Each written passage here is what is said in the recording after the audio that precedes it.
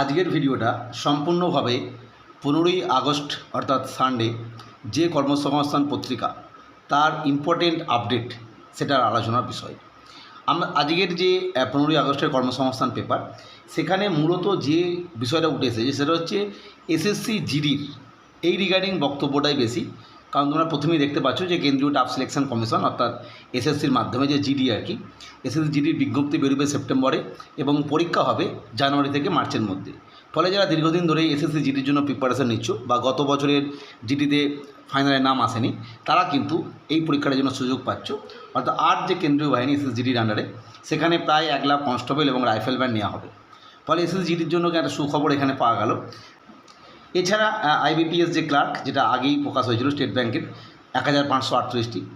এছাড়া কলকাতায় 105টি আইটি কোম্পানিতে যে gen AI integrating marketing automation, এটাও কিন্তু আগেই প্রকাশ হয়েছিল।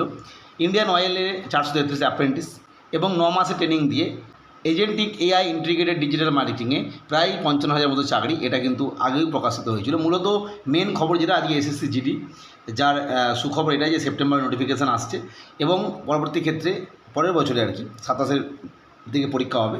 ফলে এসএসসি জিডির জন্য যারা প্রিপারেশন, তাদের জন্য আজকের কর্মসংস্থান পেপারের বেশ কিছু সুখবর কিন্তু দিল।